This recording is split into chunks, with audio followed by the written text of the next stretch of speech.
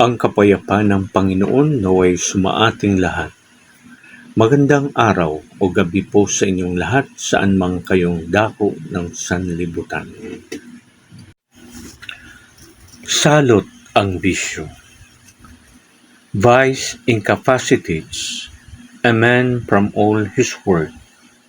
It withers the power of his understanding and make his mind paralytic. Sinisira ng bisyo ang tao at ang lahat ng kanyang trabaho. Tinutuyo ang lakas ng kanyang pag-unawa at ang kanyang utak ay nagiging manhid. Yan ang pahayag ng isang paham hingil sa kasamaan ng bisyo. Ang ugat ng krimen ay bisyo. Ang dahilan ng pagkakawasak ng isang pamilya ay bisyo. Ang sanhi ng pagkakatigil ng pag-aaral o trabaho ay bisyo. Hindi umunlad ang isang tao dahil din sa bisyo. Yung bisyo sa drugs ay isa sa pinakamasamang bisyo. Ang kauwian ay ospital, bilangguan at libingan. Yung alkohol o alak at sugal ay sakit at pamumulubi ang hahantungan. Sang-ayong kay Diogenes, isang Greek philosopher, ang taong mabisyo ay isa ang sinusunod. Ang kanyang emosyon tulad ng pagsunod ng alipin sa kanyang amo. Hindi na niya ginagamit ang kanyang utak.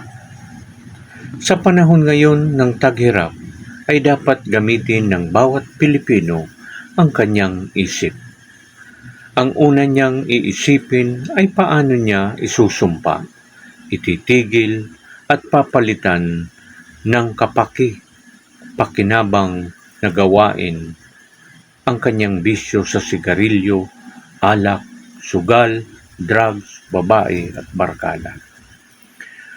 Kung pupunta sa isang puok na tahimik at mag-iisip ang isang estudyante na nagpapabaya ng pag-aaral, ang isang ama ng tahanan na hindi asikaso ang pamilya, ang isang ina na hindi masinop sa kanyang mga anak at bahay, ang isang anak na pabaya sa magulang, tiyak na may isip niya na magbago at kung hindi ay magsisisi siya sa dakong huli.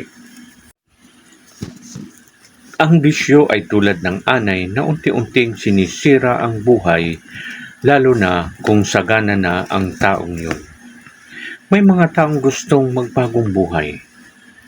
Ang tanong nila ay paano? Pinagkalooban ang bawat tao ng sariling kapasyahan. Ang tao ay ang hari ng kanyang sarili. Sinasabing mahigpit na kaaway ng tao ay ang kanyang sarili. Ngunit kung pipilitin niya, ay magtatagumpay siya lalo na kung hihingi siya ng tulong sa Panginoon. Narito ang ilang pahayag ng mga kinapanayam ko na nagtagumpay sa paglayo nila sa bisyo. Una, may kwaderno ako nung una na nilalagyan ko ng check ang petsa kung naiwasan ko ang aking barkada. Unti-unti ay nilalayan ko sila. Kumuha ko ng sideline na mapagkakitaan. Ito ang dinahilan ko sa kanila. Nalayuan ko rin ang beer garden o anumang inuman. Ikalawa, yung aking ibibili ng sigarilyo at serbisa ay ibinibili ko ng pasalubong sa aking mga anak. Ang iba ay binibili ko ng merienda naming mag-anak kung araw ng linggo. Pangatlo, tinigilan ko na ang paninigarilyo nung hindi gumaling ang aking ubo.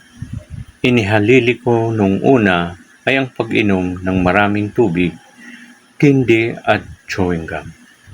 Kaapat, lumahok ako sa isang samahan sa simbahan Naging abala ako sa mga gawaing pansimbahan. 5, iniwasan ko ang aking mga kaibigang mabisyo. Talagang lumipat na kami ng bahay. 6, sinusundo ko na ang misis ko sa trabaho. Yan ang naging mabisang dahilan sa pag-iwas ko sa babaeng yon. 7, nagbasa ko ng Biblia. Sumama ko sa fellowship at charismatic meeting. Purihin ang Diyos at naiwasan ko rin ang drug. 8, ginamit ko ang nabasa kong autosuggestion. Gabi-gabi kapag ako'y nakahiga na at patay na ang ilaw, ay paulit-ulit na sinasabi ko sa aking sarili ang kasamaan ng aking bisyo. Inisip ko at inilalagay ko sa aking imahinasyon na nilalayuan ko na ang aking bisyong isang salot sa buhay ko. Amen.